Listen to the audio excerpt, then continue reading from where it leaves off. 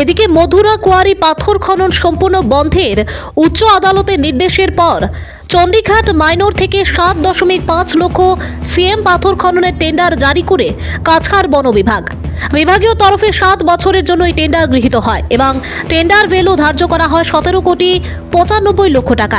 নিয়ম মোতাবেক টেন্ডার জমাকারীদের মধ্যে অন্যতম ছিলেন কাছাড়ের বিজেপি জেলা সভাপতি বিমলেন্দু রায় এবং পরবর্তীতে কাজের বরাত লাভ করেন বিমলেন্দু। বিজেপি জেলা সভাপতি বিমলেন্দুর মহাল প্রাপ্তির পর শুরু হয় পাথর খননের কাজ। এদিকে বিমলেন্দুর টেন্ডার জমা বা মহাল লাভ করা গোটা প্রক্রিয়া নিয়ম মোতাবেক হয়েছে এমনটাই ধরে নেওয়া যায়। যদিও রাজনৈতিক প্রভাব খাটিয়ে মহাল আদায়ের অভিযোগ উঠছে, তবুও কারো মহাল লাভ করা মোটেই আইনি বিরোধী নয় তা বলা যায়। কিন্তু অনিয়মের সূত্রপাত ঘটে পাথর লোড আনলোডকে কেন্দ্র করে। সরকারি হিসেব মতে প্রতি সিএম পাথরের মূল্য 227.93 টাকা এবং প্রতি সিএম পাথরের কর 56.89 টাকা। এদিকে 5% জিএসটি সহ সব মিলিয়ে 284.9 টাকা প্রতি সিএম পাথরের মূল্য সরকারি হিসেবে। কিন্তু মহালদার সম্পূর্ণ অনৈতিকভাবে প্রতি সিএম পাথর বিক্রি করেছেন 625 টাকা করে এবং এক্ষেত্রে রসিদ ছাড়াই পাথরের লেনদেন হচ্ছে অধিক মুনাফায়, আর এই অধিক মুনাফা কার্যত কালো ধন হিসেবেই গণ্য হবে। চণ্ডীঘাট কোয়ারি নিয়ে যে দুর্নীতি হচ্ছে তা কি সরকারের চোখে পড়ছে না?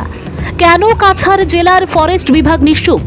ফরেস্টের ডিএফও এবং অন্য আধিকারিকরা চুপ করে আছেন, তার পেছনে কোনো রহস্য লুকিয়ে আছে কি, সেটাই প্রশ্ন। আসামের বিভিন্ন নেতা মন্ত্রীর মুখ থেকে শোনা যায় জিরো টলারেন্সের কথা, কিন্তু সেটা কি কাজে করা হচ্ছে না শুধু মুখেই? বিজেপির নেতা বিমলেন্দু রায় এসব দুর্নীতির সাথে জড়িত থাকায় কি বিভাগীয় আধিকারিকরা চুপ করে বসে আছেন? তাহলে দেশের আইনি ব্যবস্থা এক সমান? সেটা দেখে মনে হয় আইনি ব্যবস্থা সবার জন্য সমান্তরাল নয়। সেই প্রশ্ন এলাকা জুড়ে ঘুরপাক খাচ্ছে। আগামী দিনে আসাম প্রাইম নেটওয়ার্কের তরফ থেকে অনেক তথ্য তুলে ধরব। Bureau report, Assam prime network. আচ্ছা, এক সিএম এর সালাম দিয়া যে 2.5 সিএম মাল যায়, এটার ব্যাপারে আপনারা কিছু কইবানি?